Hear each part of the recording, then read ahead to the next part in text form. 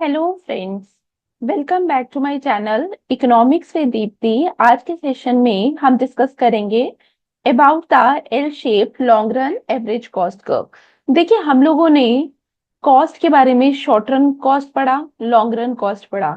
Long run में मैंने आप लोगों के साथ ऑलरेडी एवरेज कॉस्ट डिस्कस किया था। मैंने आप लोगों के साथ दो तरीके से एवरेज कॉस्ट कर्व को डिस्कस किया था। नंबर वन, हम लोगों ने U shaped average cost curve discuss किया था, और दूसरा हम लोगों ने क्लासेस के अंदर क्या किया था, सॉसर शेप डिस्कस किया था। अब यहाँ पे जब हम यू शेप के बारे में बात कर रहे हैं, तो मैंने आपको बोला मेजोरिटी ऑफ द केसेस के अंदर हम लोग क्या करते हैं, हम यू शेप को ही फॉलो करेंगे। चाहे आप आगे आने वाली क्लासेस मार्केट स्ट्रक्चर भी देखेंगे, तो वहां पे भी आपको देखने को मिलेगा कि यू शेप के अंदर ही हम बात करते हैं। लेकिन जब मॉडर्न डेवलपमेंट हुई, तो मॉडर्न डेवलपमेंट के अंदर उन लोगों ने बोला, इकोनॉमिस्ट ने बोला कि जो इंपेरिकल स्टडीज है, जो डेटा के बेस पे स्टडी की गई, वहां पे हमें यू शेप नहीं देखने को मिलता। काफी सारी स्टडीज में बोला सॉसर शेप मिल रहा है, काफी सारी स्टडीज जो है वो एल शेप को रिकमेंड करती है। अब ना ही हम एल शेप यूज करेंगे ज्यादा, ना ही हम सॉसर शेप ज्यादा यूज करते हैं।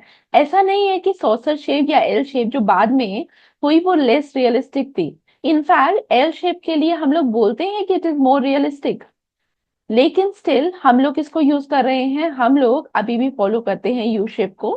बिकॉज हमारा जो करिकुलम बना हुआ है वो मोस्टली यू शेप कर्व को लेकर ही बना हुआ है। ठीक है, और इसके अलावा जब हमें समझाना होता है economies of scale, diseconomies of scale, तो यू शेप कर्व के अंदर हम सब कुछ पढ़ सकते हैं। चाहे हमें इकोनॉमीज ऑफ स्केल पढ़ना है, चाहे हमें डिसइकोनॉमीज ऑफ स्केल पढ़ना है, तो यू शेप के अंदर हमें पढ़ाना भी आसान हो जाता है, स्टूडेंट को बताना आसान हो जाता है कि इनिशियली क्या हो रहा है, इकोनॉमीज ऑफ स्केल हो रहा है, लेटर डिसइकोनॉमीज ऑफ स्केल हो रहा है इस पार्ट में। लेकिन जब हम एल शेप के बारे में बात करते हैं, तो हम डिसइकोनॉमीज के बारे में बात नहीं करते। हम लोग बोलते हैं कि जितने बड़े बिजनेसेस होते हैं, जितना ज्यादा वो प्रोडक्शन कर रहे हैं, उस ज्यादा प्रोडक्शन के बाद क्या होगा कि जो डिस इकोनॉमीज है उसको कंट्रोल किया जा सकता है। दैट्स वाई हमारे पास जो कॉस्ट करवाती है वो इसकी जगह कैसी आती है, लाइक दिस। ठीक है, तो पहली बात आपको पता होनी चाहिए, मोर रियलिस्टिक कौन सी है, L shape is more realistic. लेकिन अगर आप लोग अपने बुक्स के अंदर देखेंगे, तो हमें क्या देखने को मिलेगा, हमें यू शेप कर्व देखने को मिलेगी। आई होप आपको एक आइडिया मिला कि बेशक मॉडर्न डेवलपमेंट के अंदर हम एल शेप के बारे में बात कर रहे हैं, लेकिन हम अभी भी जो पढ़ेंगे आगे वाली क्लासेस के अंदर वो भी यू शेप है। उसके पीछे के मैंने आपको दो रीजंस बता दिए। नंबर वन, एल शेप में आप डिस इकोनॉमिक्स को नहीं पढ़ते, तो स्टूडेंट्स को समझाने के लिए कि डिस इकोनॉमिक्स क्या है, किस तरीके से ऑपरेट करती है, हमारे लिए यू शेप पढ़ना इंपॉर्टेंट है। और दूसरा, जितना भी हमारी बुक्स हैं, जितने भी हमारे पास रिसोर्सेज हैं, उसमें सारा मार्केट स्ट्रक्चर वगैरह सब कुछ जो है वो एक्सप्लेन किया हुआ है by using U shape average cost curve. अगर हमें एल शेप को इंक्लूड करना है, तो पूरे मार्केट स्ट्रक्चर को हमें चेंज करना पड़ेगा। क्लियर? आई होप अब आपको समझ आया कि बेशक हम लोग बात तो कर रहे हैं कि हम एल शेप मॉडर्न डेवलपमेंट है, लेकिन अगर आगे आने वाली क्लासेस में हम यू शेप के बारे में बात करेंगे, तो आप लोगों को समझ आएगा कि क्यों हम उसके बारे में बात कर रहे हैं। In fact U shape is less realistic. अब आज की क्लास के बारे में अगर हम बात करें, that is the L shape long run average cost curve. तो यहाँ से हमें क्वेश्चन देखने को मिलता है, और मोस्टली नेट के पेपर में जब आपको यहाँ से क्वेश्चन देखने को मिलेगा, तो एक चीज ध्यान रखना, आपको पूछा होगा, आपको एल शेप के बारे में वो पूछेंगे, मॉडर्न डेवलपमेंट के बारे में वो पूछेंगे। क्लियर? तो एक बार क्वेश्चन दिखाऊंगी मैं आपको, क्वेश्चन नंबर, ये पीडीएफ आप लोगों को मेरे टेलीग्राम ग्रुप में मिल जाएगी, वहां जाकर देख लेना। क्वेश्चन नंबर 3 को देखिए। क्वेश्चन नंबर 3 जो दिसंबर 2013 के पेपर में आया, the long run cost curve is L shape rather than U shape. The new technique of production of large plant reduces the total cost per unit of output in the long run. अगर हम इस particular question के बारे में पूछें, तो आपको दिख रहा है यहाँ पे उन्होंने पूछा कि एल शेप के बारे में। ठीक है, तो हमें अगर क्वेश्चन में पूछा जाएगा एल शेप के बारे में, तो आप लोगों को ये कॉन्सेप्ट यूज करना है जो आज की क्लास में हम बात कर रहे हैं। और दूसरी चीज, अगर हम कॉस्ट के बारे में क्वेश्चंस देखेंगे, जो क्वेश्चंस मैंने आप लोगों के साथ डिस्कस भी किए थे मेंबरशिप वाली क्लासेस में, तो अगर आप लोगों को ने वो क्वेश्चन देखे होंगे तो आपको एक चीज मैंने समझाई थी वहां पे कि कॉस्ट के बेसिस पे जो क्वेश्चन है किस तरीके से पूछे जा रहे हैं। अगर आप लोगों को भी वो क्लासेस अटेंड करनी है तो आप मेंबरशिप क्लासेस ज्वाइन कर सकते हैं। यूट्यूब में ज्वाइन बटन दबाकर 89 रुपीज पर मंथ की क्लासेस हैं तो आप उसका एक्सेस ले सकते हैं। नाउ स्टार्ट करते हैं L shape long run average cost. देखिए जब हम लॉन्ग रन एवरेज कॉस्ट के बारे में बात कर रहे हैं हम लोग क्या बोल रहे हैं, हमारी जो कॉस्ट कर्व है वो कैसी है, that is L shape. L shape का मतलब लाइक दिस, लाइक दिस। अब कहीं पे भी आप एक्सेस को ज्वाइन मत करना, ठीक है। Neither it touches the X axis nor it touches the Y axis. अब यहाँ पे हम जब एल शेप के बारे में बात कर रहे हैं आप लोगों को देख, आप लोगों ने जितना अभी तक पढ़ा उसके बेसिस पे अभी आप बोल सकते हैं कि इस कर्व में हो क्या रहा है। यहाँ से जब हम यहाँ तक आ रहे हैं कॉस्ट एकदम से फॉल किया, कॉस्ट जो है वो बहुत तेजी से फॉल कर रहा है because of huge economies of scale. हमारी जो कॉस्ट है वो एकदम से फॉल कर रही है, तेजी से फॉल कर रही है। अब यहाँ पे इसके बियॉन्ड अगर हम बात करें कॉस्ट फर्दर फॉल कर रही है लेकिन less than at a less rate, ठीक है। उतनी तेजी से फॉल नहीं कर रही बट कम रेट पे फॉल कर रही है। जब हम फर्स्ट पार्ट के बारे में बात कर रहे हैं तो यहाँ पे हमें क्या देखने को मिल रहा है, यहाँ पे हमें इंक्रीजिंग रिटर्न्स टू स्केल देखने को मिलेगा। फिर जब कांस्टेंट हो जाएगी या नियर अबाउट कांस्टेंट हो जाएगी तो वहां पे हमें कांस्टेंट रिटर्न्स टू स्केल देखने को मिलता है। तो जब भी आप एल शेप के बारे में बात करेंगे एल शेप में आप लोग क्या बोलेंगे, एल शेप में बोलेंगे आप कि जब हम आउटपुट बढ़ा रहे हैं, जब हम प्रोडक्शन बढ़ा रहे हैं तो उसके उस टाइम पे क्या हो रहा है, उस टाइम पे कॉस्ट फॉल कर रही है। कॉस्ट फॉल क्यों कर रही है, बिकॉज स्टार्टिंग में we have the increasing returns to scale और लेटर ऑन हमारे पास क्या है, हमारे पास कांस्टेंट रिटर्न्स टू स्केल है। अब यहाँ पे जब हम रिटर्न्स टू स्केल के बारे में बात कर रहे हैं, इकोनॉमीज ऑफ स्केल के बारे में बात कर रहे हैं, तो इसका हम ये नहीं बोल रहे कि डिसइकोनॉमीज होती ही नहीं है। हम लोग ये बोल रहे हैं कि लेटर ऑन जब आप इस पार्ट में आ रहे हैं तो डिसइकोनॉमीज जो है दैट इज इंक्लूडेड, लेकिन हम लोग उसको क्या करते हैं, हम उसको मैनेज करते हैं, ठीक है। क्योंकि अगर आप लोगों को पुरानी क्लासेस याद होंगी तो वहां पे हम लोग क्या कर रहे हैं, हम लोग एक एग्जाम्पशन मेक करते हैं कि जो टेक्नोलॉजी है दैट रिमेन्स कांस्टेंट। लेकिन आप सबको पता है कि जो टेक्नोलॉजी है दैट चेंजेस विद टाइम, वो चेंज करती है टाइम के साथ।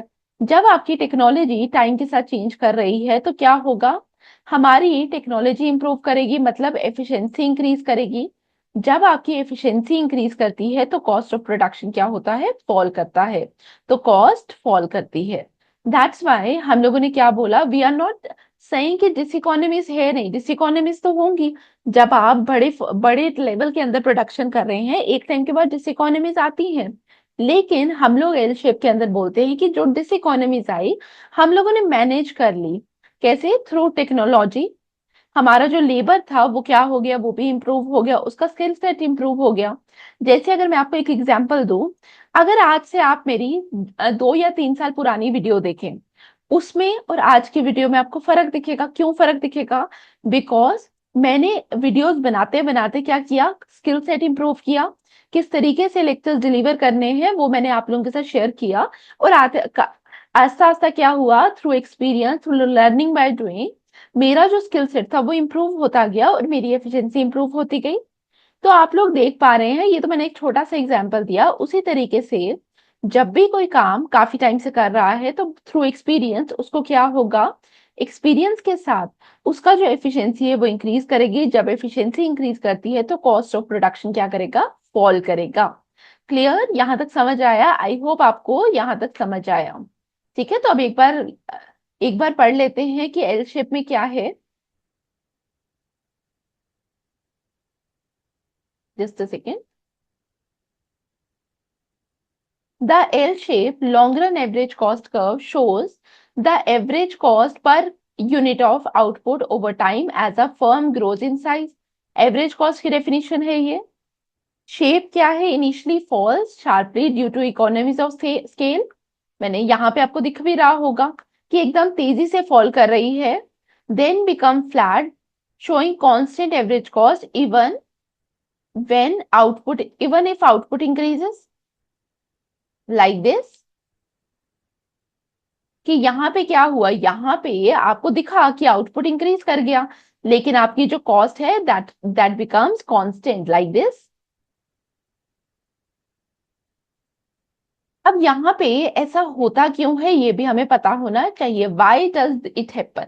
Number one, economies of scale, जिसमें हमने देखा कि इनिशियल डिक्लाइन होगा, बिकॉज आप लोगों को पता है कि जब हम लार्ज स्केल प्रोडक्शन कर रहे हैं तो जो हमारी टोटल फिक्स कॉस्ट है, जो मशीनरी की कॉस्ट है, तो वो भी क्या करेगी, वो फॉल करेगी। टोटल फिक्स कॉस्ट जो है दैट फॉल्स, ओवरऑल सेपरेट करेगी ना।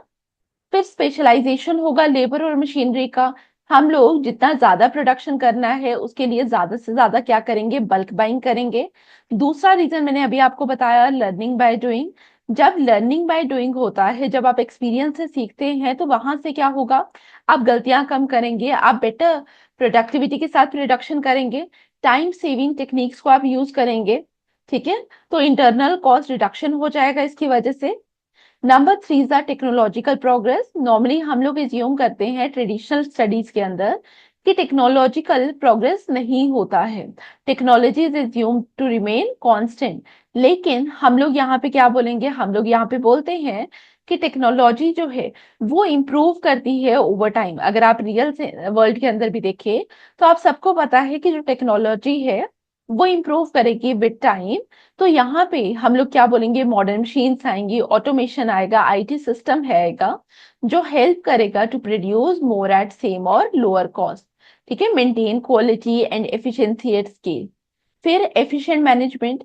नॉर्मली क्या होता है, एक बंदा हर जगह को कंट्रोल कर रहा है, लेकिन जितना ज्यादा आपका काम होगा आप उतना ज्यादा क्या करेंगे, आप उतना ज्यादा डिसेंट्रलाइज करेंगे अपने वर्क को। बेटर सॉफ्टवेयर के साथ आप अपने काम को कनेक्ट करेंगे, आप बेटर कम्युनिकेशन टूल्स यूज करेंगे। ठीक है, आप अपने जो नीचे के वर्कर्स हैं आप उनको मोर इंसेंटिव्स देंगे, डेलीगेट करेंगे अपना काम, जिसकी वजह से क्या होगा, बर्डन जो है वो डिवाइड होगा। और बर्डन डिवाइड होने की वजह से क्या होगा, हमारा जो काम है वो एफिशिएंटली होगा, कॉस्ट कटिंग होगी वहां पे भी, और डिसइकोनॉमीज ऑफ स्केल अवॉइड की जा सकती है। ठीक है, लेकिन जो हमारा यू शेप कर्व थी, हम लोग वहां पे क्या बोल रहे थे, under the you shape curve हम लोग बोल रहे थे कि डिसइकोनॉमीज ऑपरेट होती है बिकॉज प्रोडक्शन बहुत ज्यादा बढ़ जाता है।